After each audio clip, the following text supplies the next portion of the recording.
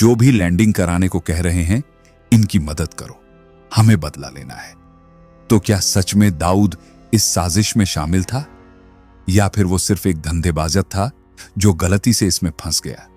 सवाल बहुत है, लेकिन जवाब शायद कभी नहीं मिलेंगे। लेकिन एक और मजबूत थ्योरी यह भी कहती है कि दाऊद और उसके लोग भी बाबरी मस्जिद के गिरने और उसके बाद हुए दंगों से पूरी तरह से कट्टरपंथी बन चुके थे। धीरे धीरे उनके तार पाकिस्तान की आईएसआई से जुड़ गए, और जब उसने यूएई छोड़कर पाकिस्तान में अपना ठिकाना बनाया तो वहां उसका नेटवर्क और भी खतरनाक हो गया। अब वो सिर्फ अंडरवर्ल्ड डॉन नहीं था, बल्कि आतंकवाद से भी जुड़ चुका था। अल-कायदा, लश्कर-ए-तैयबा जैसे आतंकी संगठनों से उसके संबंध की बातें सामने आने लगी। और फिर इंटेलिजेंस रिपोर्ट्स ने दावा किया कि अब दाऊद का खेल सिर्फ हवाला, नकली नोट, हथियारों की डीलिंग और ड्रग्स तक सीमित नहीं था।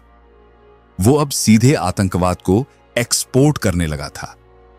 भारतीय और रूसी इंटेलिजेंस एजेंसियों के मुताबिक 26/11 के मुंबई हमलों में भी दाऊद का हाथ था।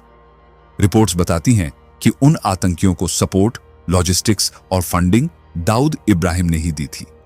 और यही वजह थी कि अब यूएस, यूके और इंटरपोल भी उसकी तलाश में जुट गए। अमेरिका की रिपोर्ट्स तो ये तक कहती हैं कि दाऊद के कनेक्शन ओसामा बिन लादेन तक थे। वो दुनिया के मोस्ट वांटेड फ्यूजिटिव्स की लिस्ट में टॉप पर था।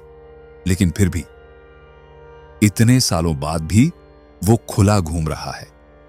अब एक सवाल यह भी उठता है, क्या आपको यकीन होगा कि कभी दाऊद इब्राहिम ने खुद को भारत सरकार के सामने सरेंडर करने की पेशकश की थी?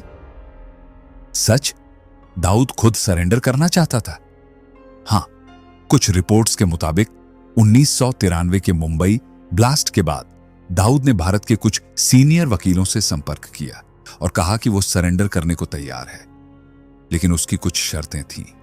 पहली, उसे मुंबई की आर्थर रोड जेल में नहीं रखा जाएगा, उसे अपनी जान का खतरा था। दूसरी, पुलिस उसे टॉर्चर नहीं करेगी, कोई 3rd डिग्री ट्रीटमेंट नहीं होगा। तीसरी, उस पर मुंबई ब्लास्ट का केस नहीं चलेगा, क्योंकि उसका दावा था कि मुझे इस ब्लास्ट से कोई लेना देना नहीं। जब ये वकील ये प्रस्ताव लेकर सरकार के पास पहुंचे तो सरकार ने साफ मना कर दिया।